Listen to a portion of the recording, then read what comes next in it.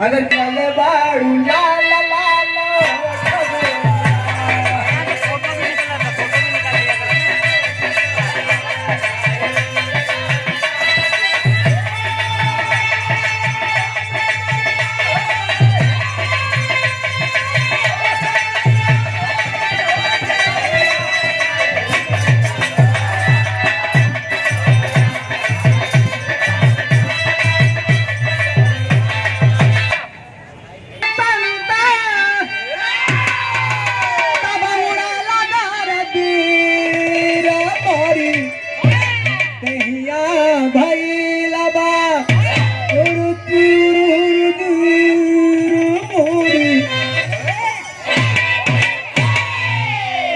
रामदेव का कशिश रहा सबके बस का ना है, लेकिन हई लोकगीत देखा 4-5 मिनट को बाद मैडम का नंबर है का ना का नंबर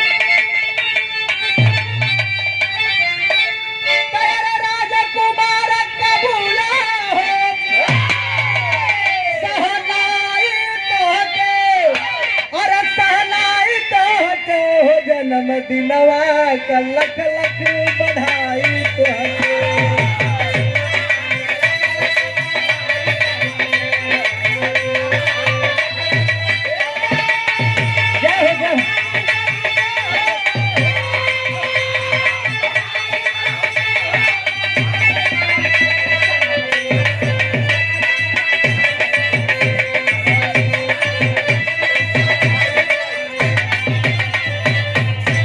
तो सतयुग में ब्रह्मा विष्णु महेश का भय जन्मवा सतिया रसोईया के खेला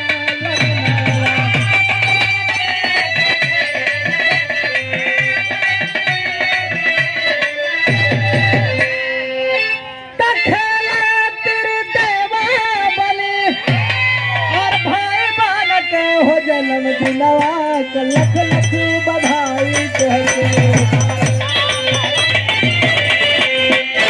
इस भाव पे राम बने विश्वकर्मा जी के त्रेता में राम जी लिया अवतार हो और पार किया नैया सुना सब गया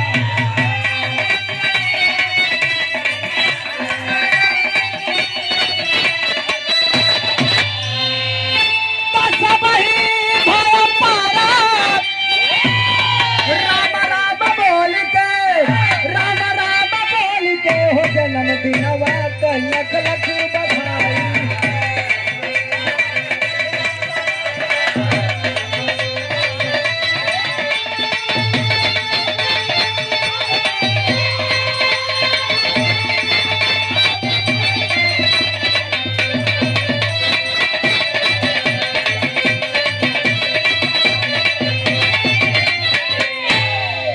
उनसे भी अपनी पहचान होती है, लाकर बिखेर देता सारी खुशियां आपके दामन में, भले ही उसकी कीमत मेरी जान होती। आपकी तरफ से ढेर सारा पुरस्कार या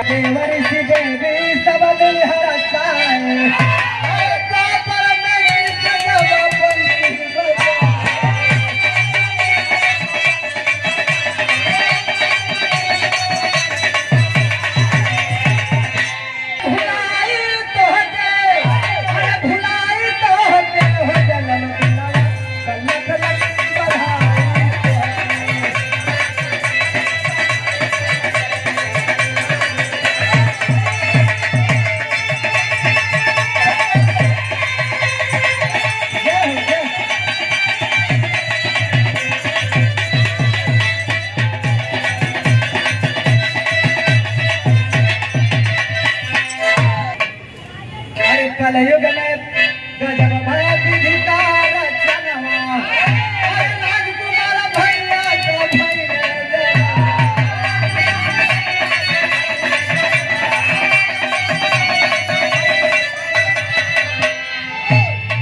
और राजा सजा मिलते गई बधाई तो हटे अरे बधाई तो हटे हो जन्म दिनवा का लख लख बधाई।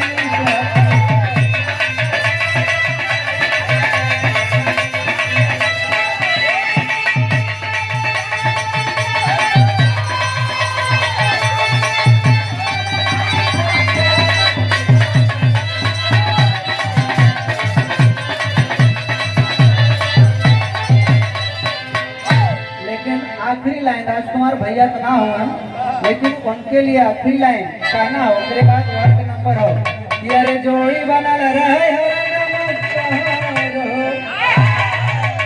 लेकिन आवाज वहां तक जात हुई ना तबेला तक। राजकुमार भैया से कहना हो कि अरे जोड़ी बनल रहे हो नमस्कार हो, अरे खुशियां से माते घर परिवार।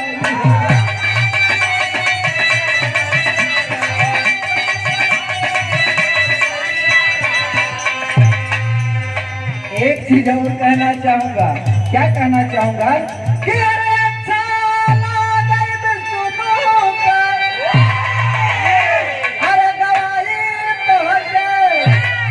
गाना भी हमारा अच्छा लगे, यह प्रार्थना हो कि अरे अच्छा लगे सुनो कर, गवाही तो हटे, अरे गवाही तो हटे हो जन्म की मलाल को लख लखी बधाई।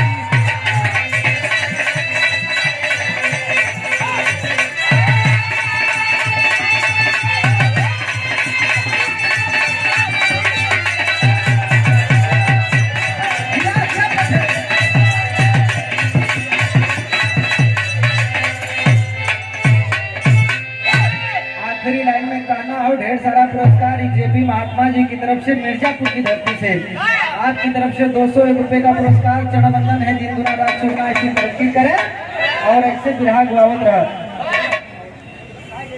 आखिरी में कहना जाग अपने साथ रखे हुए हैं आप अजीत यदुवंशी जी की तरफ से भदोही की धरती से आपकी तरफ से 201 रुपए का पुरस्कार। आखिरी लाने के बाद मैडम को नंबर हो कहना हो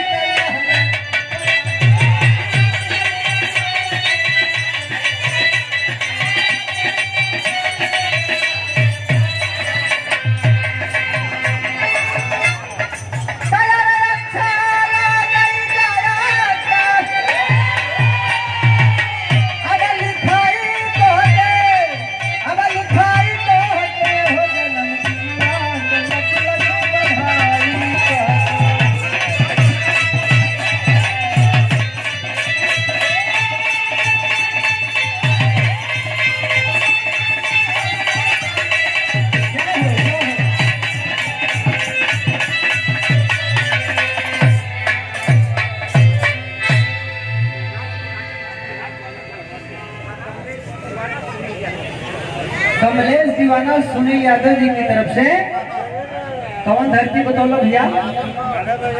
आजमगढ़, आजमगढ़ बिलासपुर की धरती से।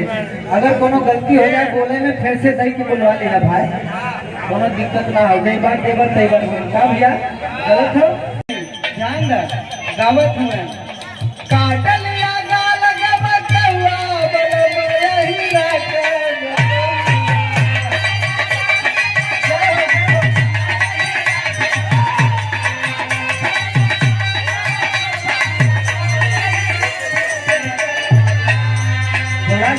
मनोरंजन भी होके चाहिए और हीरे के लड़का के दरई का